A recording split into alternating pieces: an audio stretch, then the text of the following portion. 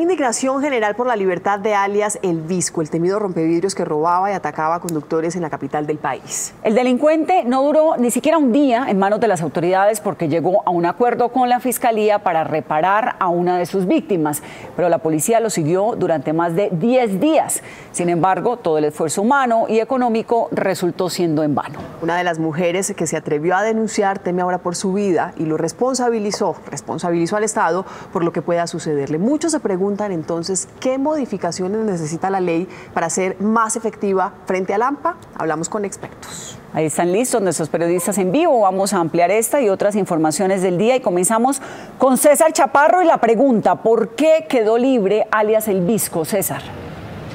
Buenas tardes, pues esa es la pregunta que se hacen a esta hora no solamente las víctimas, sino los habitantes de este sector, los comerciantes de este sector, una de las zonas donde actuaba el llamado rompevidrios conocido con el alias de El Visco, aquí en la calle 127 con 19. Las razones de la Fiscalía son dos las que argumentaron para dejarlo libre. Uno, dice la Fiscalía que este hombre no tenía ningún tipo de orden de captura, y la segunda, que logró conciliar con la víctima los cerca de 40.000 pesos que le robó, y como no utilizó la violencia, pues llegaron a ese acuerdo y de inmediato recuperó su libertad.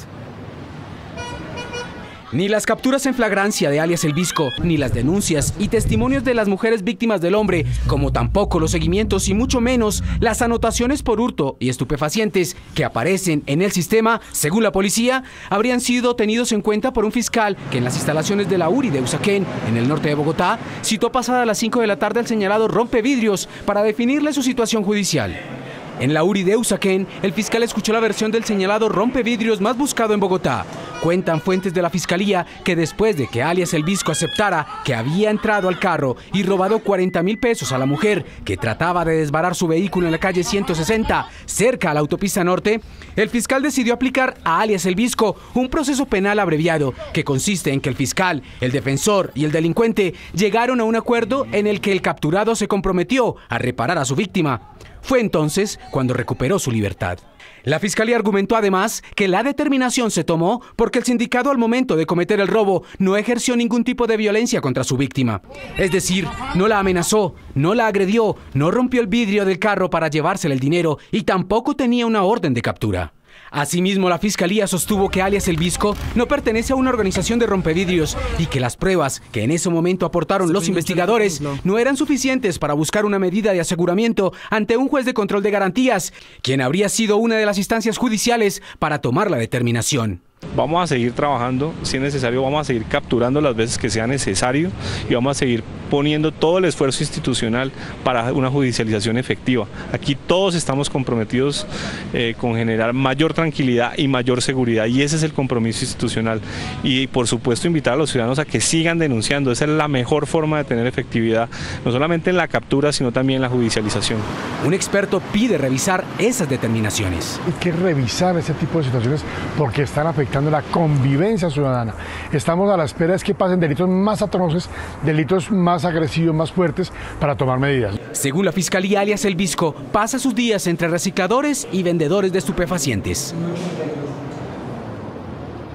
Y es que son millonarios los recursos económicos que se invierten en operativos, no solamente para capturar delincuentes como el señalado alias El Visco, en todos los operativos que se realiza y que se sostienen no solamente aquí en la 127, en diferentes puntos de Bogotá que han llamado como puntos calientes, donde se presentan estos hechos de rompevidrios aquí en la capital del país. Tan solo por darles una cifra, dicen las autoridades que solamente, digamos, en la policía, un intendente cada día gastan en ese intendente cerca de 300.000 pesos para que participe en esos operativos, y en un oficial de la policía se gastan cerca de 400.000 pesos para que participen en ese operativo que se realiza en diferentes zonas de la capital.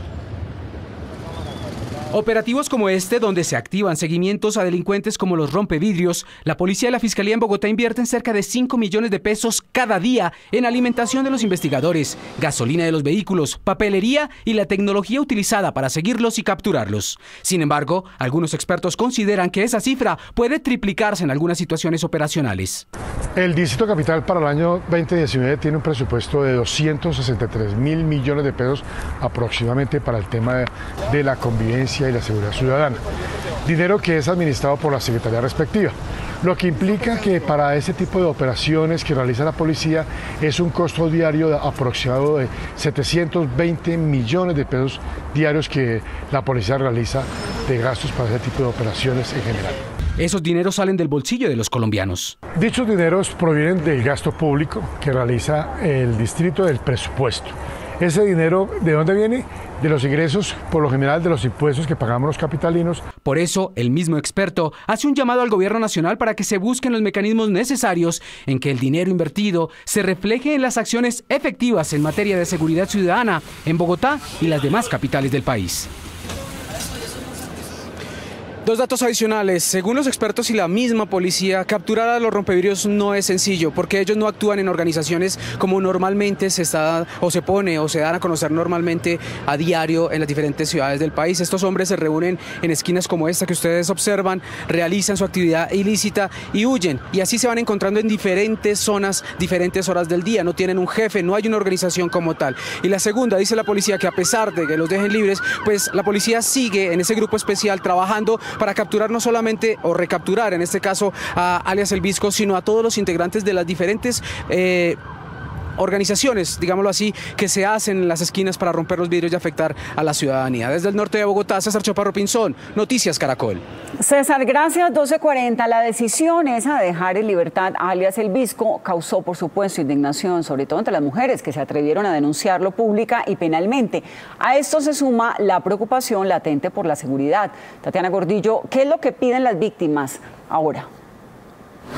Vanessa y televidentes, las víctimas de alias El Visco piden que se reconsidere esa decisión. Todas ellas no salen aún del asombro porque apenas ayer estaban celebrando que el hombre que sembró el terror en ellas había sido capturado y hoy ya se levantan con esa noticia de que está en las calles. Dicen que pareciera que no valió la pena no solo haberlo denunciado públicamente, sino también penalmente.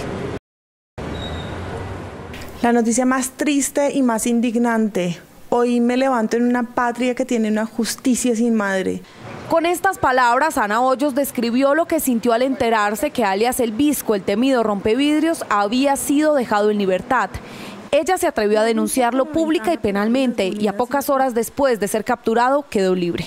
Ya di la cara públicamente y estoy muerta de pánico. Tú sabes, en cualquier semáforo o El Visco o cualquier persona de estas bandas de rompevidrios van a querer también tomar represalias en contra mía y de mi familia.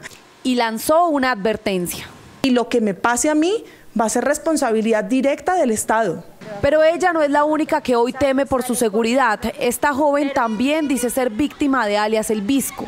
En el momento que disminuyó la velocidad se me para un hombre enfrente del carro y escucho un estruendo, me doy cuenta que me rompen el vidrio, el atacante llega por mi celular que lo llevaba en las piernas, el celular se cae, el tipo me golpea. Ella no solo hizo la denuncia ante la fiscalía hace 2 meses cuando sucedió el atraco, sino que además lo identificó plenamente como su agresor. La nariz, su tono de piel y el problema en los ojos. Por eso lo reconoció. Cuando veo el video de Ana describiéndolo, dije es el mismo. ¿Y cuando ve la foto? Y cuando veo la foto, hasta la mueca, todo. Es que es él. Igual que Ana, Luis aún no sale del asombro. Lo más injusto de la vida, ¿qué tenemos que hacer? ¿Cuántas muertes más tienen que pasar? ¿Cuántos atracos más? Una de las razones de la Fiscalía para que este sujeto esté hoy en la calle es que este rompevidrios no actuó ejerciendo violencia física, a lo que sus víctimas respondieron. Hubo violencia psicológica que pudo haber traspasado a violencia física si uno reacciona mal. Yo creo que a mí no me hicieron nada porque gracias a Dios mantuve la calma. Otras víctimas de los rompevidrios además hablan de las dificultades para denunciarlos. Nos encontramos con los policías en el camino al CAI. Nos dicen que teníamos que ir a la URI a denunciar con la cédula de los atacantes. No tengo nada que decir al respecto. Las víctimas de alias El Visco le exigieron a la Fiscalía emitir una orden de captura urgente contra este sujeto. Igualmente, todas estas personas, que recordemos en su mayoría son valientes mujeres que denunciaron a alias El Visco, pues también le pidieron a la Fiscalía una pronta respuesta. Ellas quieren que el fiscal que se encargó de ese proceso les explique por qué lo dejaron libre a estas personas. Es la información desde el norte de Bogotá. Tatiana Gordillo, Noticias Caracol. Tatiana, gracias. 12:44. Este caso de alias El Visco, quien a pesar de las denuncias y seguimientos de las autoridades no fue judicializado, generó toda una polémica en el país. ¿Existen vacíos en las leyes? ¿Hay, como dicen las víctimas, exceso de garantías para los delincuentes? Julián Ríos, usted indagó con expertos sobre este tema. ¿Qué se encontró? Sí, hablamos con personas que conocen directamente y muy bien lo que es el sistema penal acusatorio, el que rige actualmente en Colombia. Se trata del exfiscal Guillermo Mendoza Diago y el exfiscal también Francisco José Cintura, como el abogado Francisco Bernate, que conocen muy bien el sistema penal acusatorio en Colombia. Ellos coinciden de pronto en que el fiscal de este caso no pudo presentar el caso porque notó fallas en la investigación o que de pronto vio que las pruebas eran insuficientes para poder presentarlo ante un juez de control de garantías. ¿Cómo explicar la no judicialización de alias El Visco, el temido rompevidrios que según víctimas y autoridades tenía azotado varios sectores de la capital? Para expertos, la libertad del señalado delincuente se da por fallas en el proceso de recolección de pruebas y en la investigación misma. Es posible que la Fiscalía no haya en ese momento acopiado toda la información necesaria para presentarle ante el juez un caso de un concierto para delinquir, una banda criminal organizada. Y si era por concierto para delinquir, ha debido pedirse una orden de captura a un juez de control de garantías sin esperar flagrancias ni mucho menos. Hoy el propio presidente Iván Duque se refirió al caso. Por supuesto necesitamos hacer un esfuerzo cada vez mayor. La ministra Margarita Cabello está liderando en este momento un ejercicio también para aumentar la infraestructura carcelaria. Quiero ratificar esto. Aquí se trata del que la hace la paga. Perseguir al criminal y que el criminal termine condenado en la cárcel. Y es que según los expertos, las personas detenidas indiciadas o a quienes se les vayan a imputar cargos ante los jueces gozan de garantías ante la ley. No es un tema de vacío normativo, no es un tema de exceso de garantías, es un tema de cómo se presenta el caso frente al juez para que él tome una decisión informada. Una de las garantías es que la persona no puede ser privada de la libertad si no es a través de una orden de autoridad competente. Y en los casos en que se captura una persona porque está en flagrante delito, la ley precisa cuándo hay flagrancia. ¿Pero hubo fallas de parte del fiscal del caso?